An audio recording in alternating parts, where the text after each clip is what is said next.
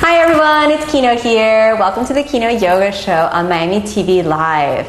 So we're going to start off with some viewer questions. Remember, thanks everyone for watching, and be sure to send your questions to me at Kino Macgregor so that I can answer your questions, and that's on Twitter. So we're going to start off with the first question, which is nice and simple, which is, when's the best time to practice yoga, and how do you feel after you practice? Now, I normally do my yoga practice in the morning, and I know we're doing these shows in the afternoon, so who knows, maybe in Miami lifestyle this might actually be your morning. But the best time to do a vigorous yoga practice is in the morning, because if you're going to exert a lot of energy and a lot of fire into your body and into your mind, and you're going to feel energized, and you're going to feel like you're ready for life, then that's really best to do first thing in the morning. Also, if you do your practice right away, like before you even eat breakfast, then you'll capitalize on that natural fast that happens when you sleep, so there'll be nothing in your system, so you'll really be able to purify all the toxins and impurities that may actually be in your body and in your digestive system, so you'll have the most potential to be really healthy, clean, and pure. Now, if you're going to do a restorative or meditative practice, a calming practice, I think that might be best to do in the afternoon, so that you can actually calm down from the whole day, and this would actually poise you to sleep really, really well at night. So there's perfect yoga for the morning to wake you up, and there's also yoga to sort of help you decompress and wind down in the evening. So yoga is something that you can actually do at any time, just depending on which type of yoga practice you're actually doing. So many of the viewers have noticed that I talk a lot about energy, and I talk a lot about how energy affects the practice and this sort of thing. So someone asked recently, one of the viewers asked, what do I mean by energy? Is it just like the physical energy that you feel like energized and vibrant after the practice, or is there something else that I'm really alluding to?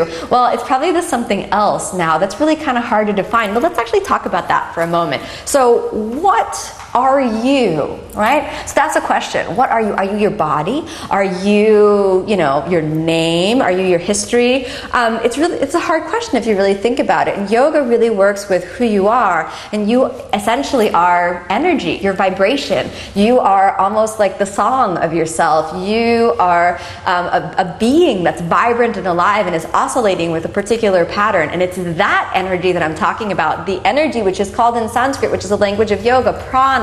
Your prana, which is your vital life essence. It's the sum total of who you are, your thoughts, your emotions, the feeling, the frequency of you. And if the frequency of who you are is attuned with positivity, is attuned with gratitude. Gratitude, if you just say that word, gratitude, gratefulness, love, appreciation, compassion, peace. Each of these words carry a vibration. And this vibration is what we're trying to attune ourselves to in the yoga practice. So it's a little bit like you are changing your vibration by surrounding yourself with things that actually vibrate at that particular frequency or harmony that you're seeking to attune yourself towards. And by thinking compassionate thoughts about yourself, by thinking and feeling differently inside of your own skin, you actually begin to have a totally different experience of life. Because if you're vibrating in the frequency of gratitude, then what will you come into contact with? Only things that you're grateful for, right? And only things that bring up more of that sensation of gratitude. And by controlling your thoughts through the power of yoga, you can control, and actually,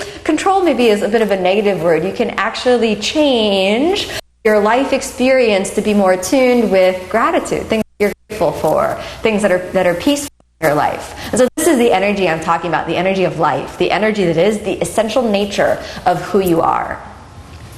The next viewer question is spirituality of yoga, and this is sort of, maybe you could think of it as a two-part question. So the viewer asked, how does yoga affect your spiritual life? And something that often comes up that's related with that is, do you need to be spiritual or religious to do yoga, or is yoga religious? First of all, yoga is 100% non-religious. It is, however, very, very spiritual, right? So how do you be spiritual without being religious? Well, spirituality is a sense of connection with the perfection of all of life. Spirituality is a recognition of the inner self, is a connection into what you believe to be holy and sacred in this world. Whether that is the beauty that is the perfection of the sunrise, or whether that takes the form of a particular divinity for yourself, spirituality is universal. It is the essential nature that's underneath every human being. So yoga is, in essence, very, very spiritual. So if you're not spiritual when you start the practice and you think, that was kind of kooky, I really just like the idea of doing a yoga routine to get more flexible, that's completely fine. Yoga welcomes you too.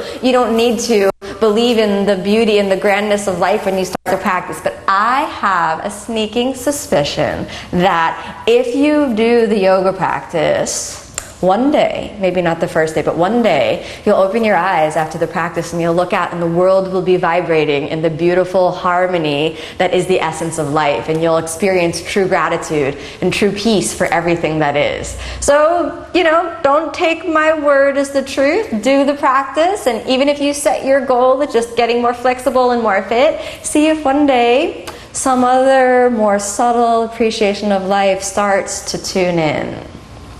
So today's class is going to be about finding stress relief through the practice. Now, life is really hectic, right? We're constantly bombarded by somehow stressful situations. This is why thinking grateful thoughts and transforming our very vibration into that which we're grateful for is so appealing, because there's so many things that we come into contact with that, create stress. There's a lot of emails in our inbox that we have to respond to, a lot of them that we would rather, maybe just delete or ignore, but you can't ignore. There's people that cut you off on the expressway, and all sorts of annoying things that come into your life, bills that arrive that you would rather someone else would be paying for you, and tax season that inevitably comes, and holiday dinners and things like that, and big family get-togethers that maybe you love, but some people might find stressful, right? So there are tools within the yoga practice that you can use to, at any moment, whether you're driving your car or you're at a big gathering or you're reading your bills or answering your emails, you can always use to tune in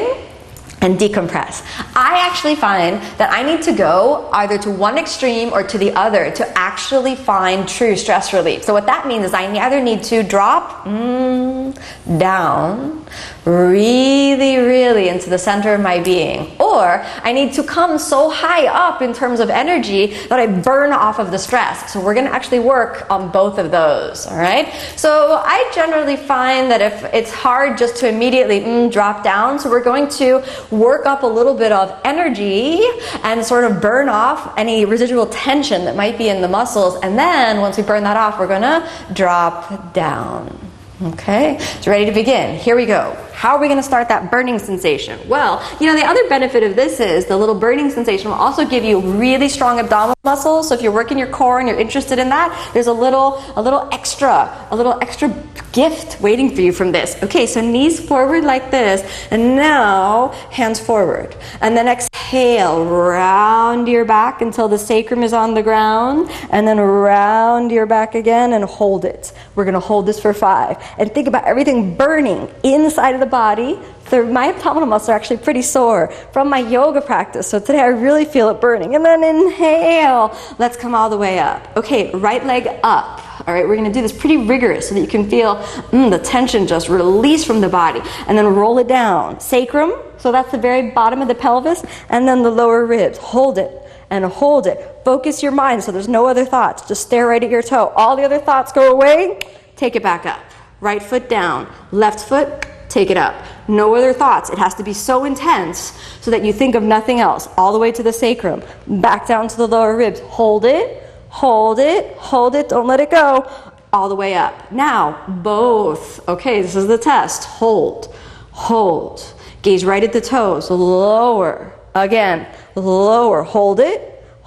Firm abdominal muscles. Squeeze those thighs. Hold it, hold, and take it back up. Cross, nice and firm, hands down. Find your pelvic floor, find your shoulders.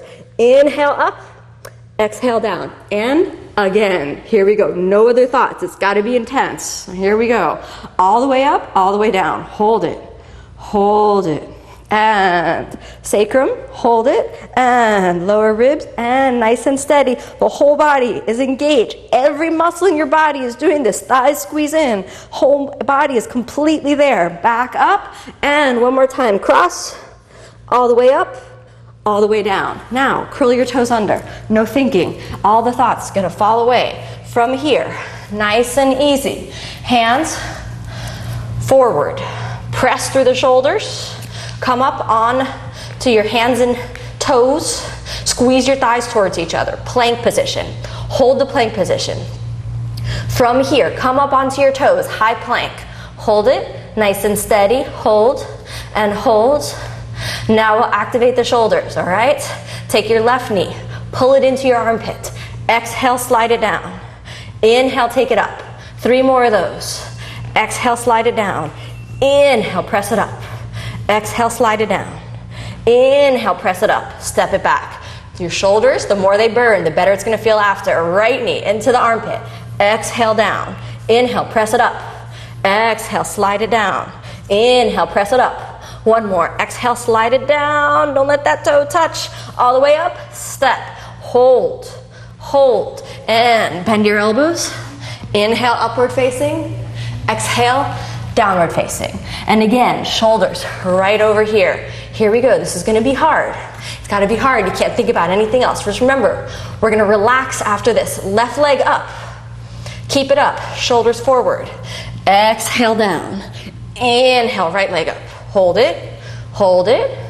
Exhale, down. Left leg up. Hold it. Hold it. And all the way down. All the way up. Hold it. Point your toe. Reach out. The whole body's got to work. Any tension is going to burn right out. All the way down. All the way up. We're going to do it one more time. Hold it. Point your toe. Shoulders firm. Let yourself start sweating. Here we go. All the way down. All the way up. Hold it. Don't let go. Nothing else. No other thoughts. Single pointedness. Then all the way down. Inhale, upward facing. Exhale, downward facing. Almost there. Almost there. Roll forward. Now, we're going to start with the right hand. Over to the side. This is called side plank. Your shoulder firm. Take your left hand up in the air. Hold it. Hold. Gaze. Steady. Nice and steady. Firm the abdominal muscles.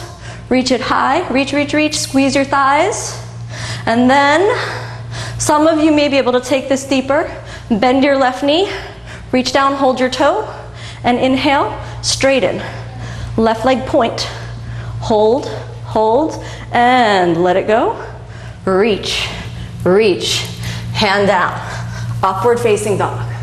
So this is real vigorous. Stay with me here. We're almost done. Downward facing dog. Left side.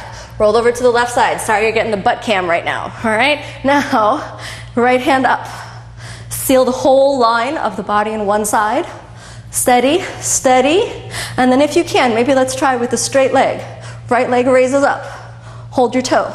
Steady, steady, steady. This is the strength that burns away all the stress in your life. Release. Gaze up. Hand moves down. Flip it back. Upward facing. And then downward facing. I'm feeling some heat. I hope you are too. Come onto your knees. And child's pose. Long inhalation, long exhalation.